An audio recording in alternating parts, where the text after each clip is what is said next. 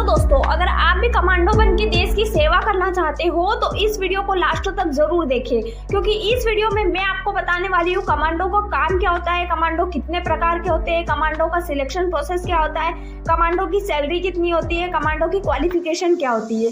तो सबसे पहले बता देती हूँ कि कमांडो 3 प्रकार के होते हैं। तीनों कमांडो अलग अलग पर्पस के लिए यूज किए जाते हैं। पहला होता है एनएसजी कमांडो यानी नेशनल सिक्योरिटी गार्ड। ये देश की इंटरनल सिक्योरिटी के लिए यूज किया जाता है। जैसे आपने सुना होगा 26/11/2008 मुंबई के ताज होटल में आतंकवादी द्वारा बॉम्ब ब्लास्ट किए गए थे और जिसकी वजह से बहुत से लोगों की जान चली गई थी। तो ऐसी घटना से निपटने के लिए एनएसजी कमांडो का यूज किया जाता है।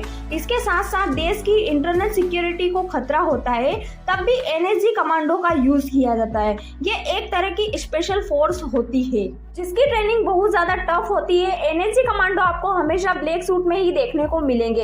एनएसजी कमांडो बनने के लिए उन कैंडिडेट को सिलेक्ट किया जाता है जो आर्मी में हो या फिर सीएपीएफ में यानी सेंट्रल आर्म पुलिस फोर्स।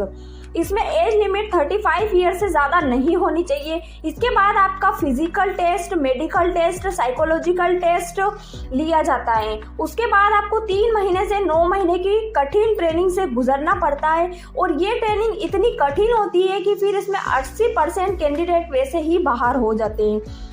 इन कठिन ट्रेनिंग के बाद कमांडो को शॉर्ट लिस्ट कर लिया जाता है। एनएसजी कमांडो को हम ब्लैक कैट कमांडो भी कहते हैं। इनकी सैलरी 80,000 से लेकर 3 लाख तक पर मंथ होती है। दूसरे होते हैं पैरा कमांडो। ये देश की एक्सटर्नल सिक्योरिटी के लिए यूज किए जाते हैं। ये देश की स्पेशल फोर्स होती है जो हमारे देश की सुरक्षा करती है। दोस्तों, आप सबको याद ही होगा जब हमारे देश के जवानों पर उरी कश्मीर में आतंकी हमला हुआ था तब हमारे देश के कई जवान शहीद हो गए थे और उसकी शहादत का बदला लेने के लिए हमारे देश की स्पेशल फोर्स ने पाकिस्तान में सर्जिकल स्ट्राइक की थी और आतंकवादियों को मारा, उनके ठिकाने को बर्बाद किया, इतने बड़े बड़े काम को अंजाम दिया और वो पैरा कमांडो ही थे।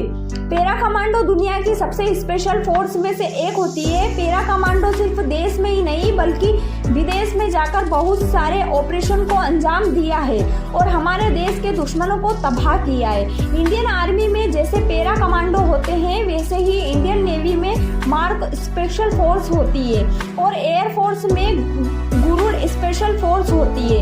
पैरा कमांडो बनने के लिए आपके पास 2 ऑप्शन। पहला होता है डायरेक्ट रिक्रूटमेंट, दूसरा होता है from Indian army. Direct recruitment से भर्ती होने के लिए आपको पैराट्रूपर्स की एग्जाम क्लियर करना होती है। जो इस एग्जाम को क्लियर कर लेता है उसके लिए आर्मी रैली बेंगलुरु के पैरा कमांडो ट्रेनिंग सेंटर में आयोजित कराई जाती है। जो कैंडिडेट इस रैली में पास हो जाता है वही पैरा कमांडो बनते हैं। अब पैरा कमांडो बनने के लिए आपके पास दूसरा ऑप्शन है कि आप इंडियन आर्मी में सिपाही हो। अगर पैरा कमांडो की ट्रेनिंग की बात करें, यहाँ पर भी आपको एक कठिन ट्रेनिंग से गुजरना होता है और इस कठिन ट्रेनिंग के दौरान 90% कैंडिडेट तो इस ट्रेनिंग को पूरा ही नहीं कर पाते हैं और सिर्फ 10% कैंडिडेट ही सिलेक्ट हो पाते हैं। पैरा कमांडो आपको स्पेशल ओकेशन पर आपको रेड कैप में दिखने को मिलेंगे। तीसरे और लास्ट हमारे कमांडो होते हैं एसपीजी यानी स्पेशल प्रोटेक्शन ग्रुप। यह हमारे देश के प्रधानमंत्री को सुरक्षा प्रदान करते हैं। जहां भी हमारे देश के प्रधानमंत्री जाते हैं,